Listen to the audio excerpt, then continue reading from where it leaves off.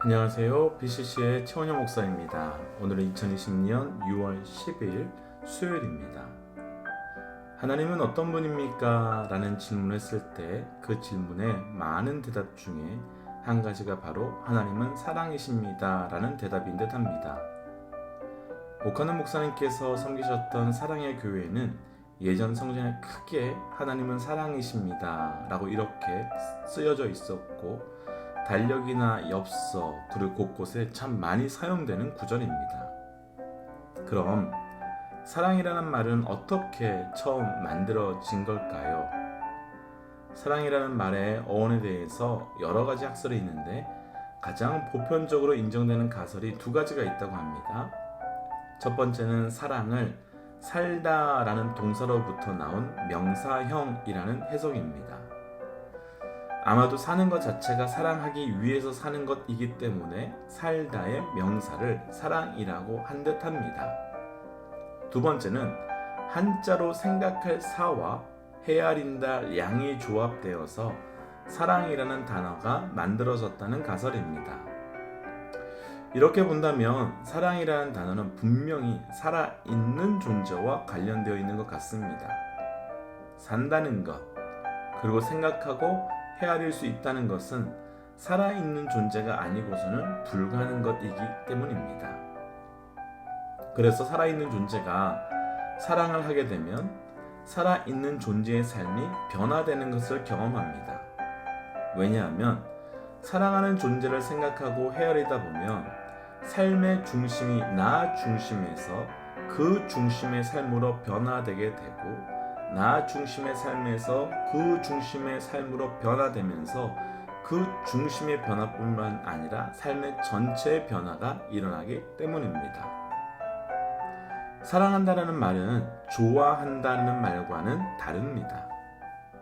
좋아한다는 말은 끝까지 나 중심적일 수 있지만, 사랑한다는 말은 시작은 그러했을지 모르겠지만 결국 그 끝은 그 중심으로 변화되는 겁니다. 그래서 하나님은 사랑이십니다 라는 말은 하나님께서 우리를 하나님의 중심에 두셨다는 말이 되고, 우리가 하나님 사랑합니다 라는 말은 우리 중심을 하나님께 두겠다는 말이 됩니다. 그리고 그 말은 내 삶의 하나님으로 인해 변화가 시작되었다는 말이 됩니다. 하나님을 믿는다는 것은 변하기 위해서 사랑하는 것이 아니라 사랑하기 때문에 변화되는 것입니다. 오늘은 그 사랑으로 인해 우리의 삶의 변화가 시작되시기를 주의 이름으로 축복합니다. 그래서 오늘 함께 나눌 찬양은 예수 사랑해요 라고 하는 찬양입니다.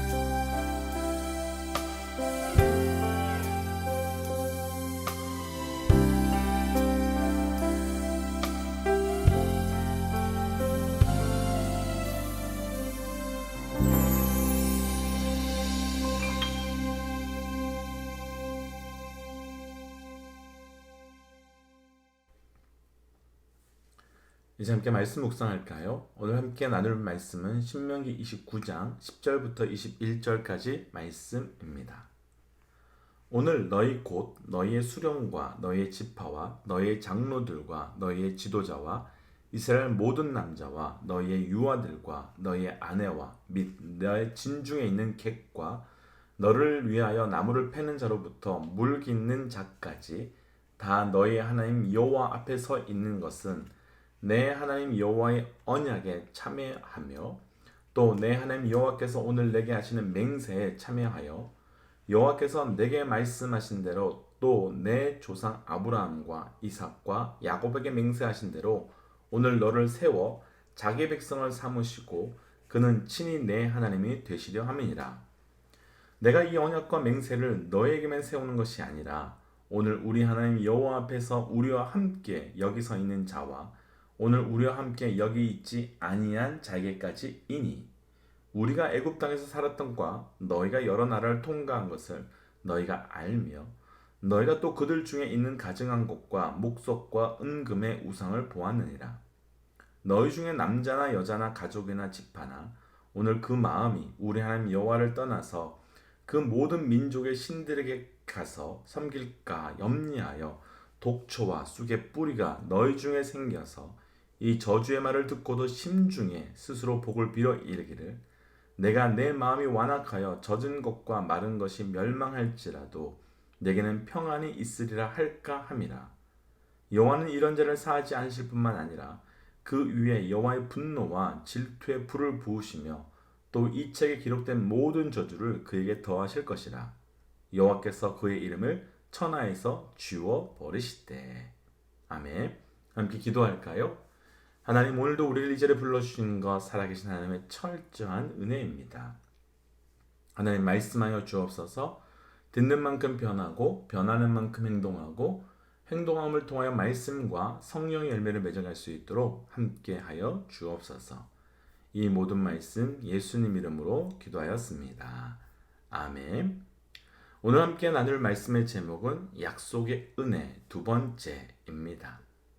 성경을 읽으며 가끔씩 드는 생각이 왜 하나님께서는 계약이라는 단어를 쓰지 않으셨을까라는 생각입니다. 무엇을 하면 이렇게 한다. 그리고 그것을 하지 않으면 대신 이렇게 책임을 진다. 이것은 사실 계약에 가까운 것 같은데 성경에는 계약이라는 단어 대신에 약속이라는 단어를 씁니다. 왜 그러셨을까? 오늘은 그런 측면에서 오늘 말씀 함께 묵상하고 오늘 우리 삶에 주신 은혜가 얼마나 큰 약속의 은혜 가운데 거하고 있는지 함께 묵상해보고 싶습니다.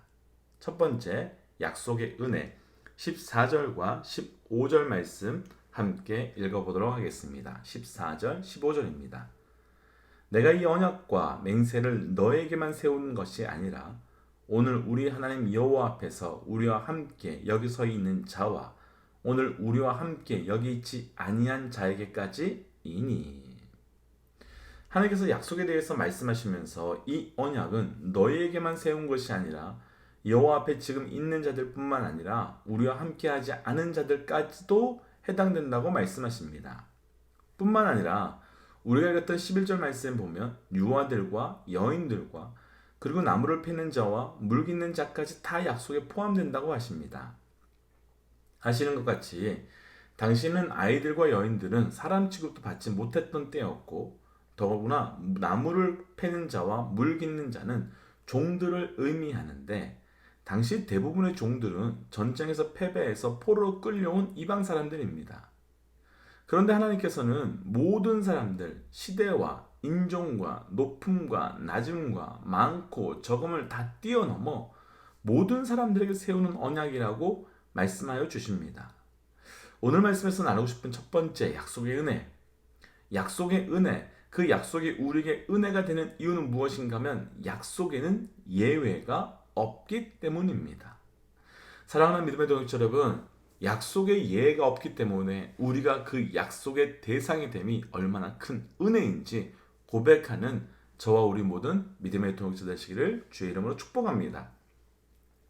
오래전에 유태인 랍비가 한국에 오셔서 한 교회에서 집회를 했었던 적이 있었습니다.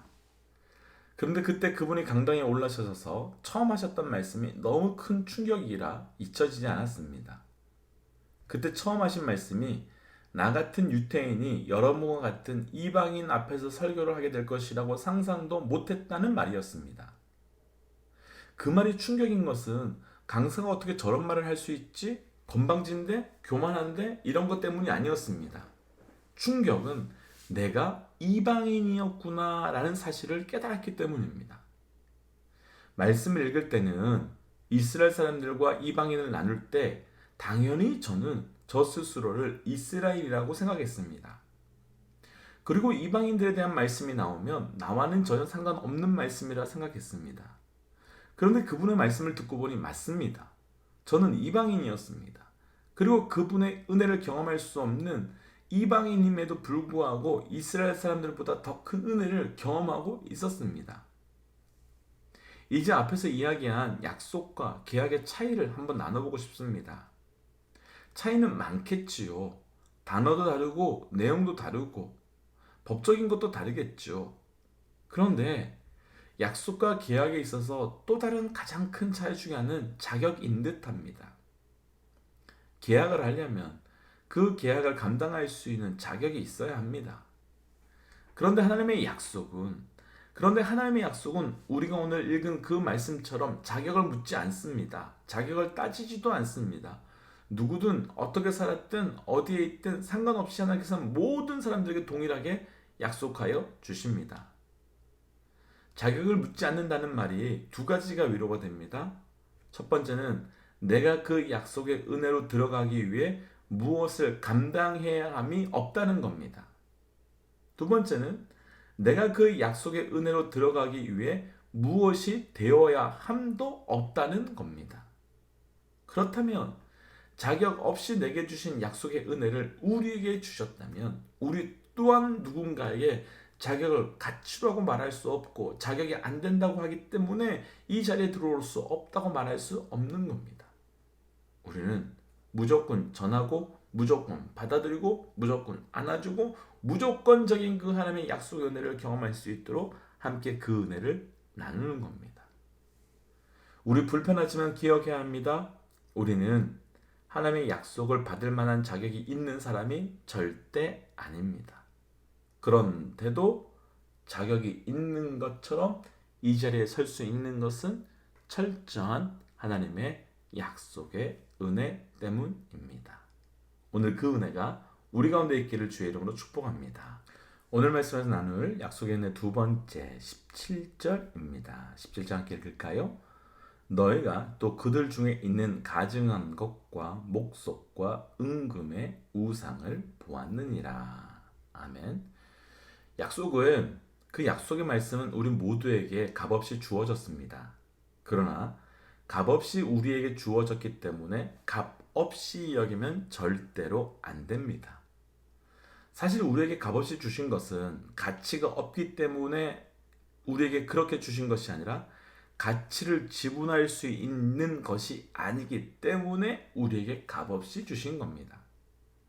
그래서 우리 안에는 그 하나님의 약속의 은혜를 누리며 살기 위해 그 약속의 안에 들어온 사람으로 살아가는 자격이 딱 하나 있는데 그것이 바로 방금 읽었던 말씀처럼 우상의 제거입니다.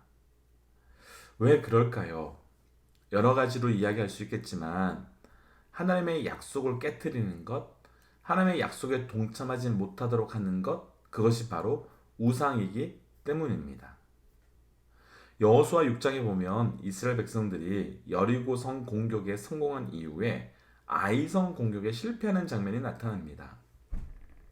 그때 왜 이스라엘 백성들은 그 공격에 실패했을까요?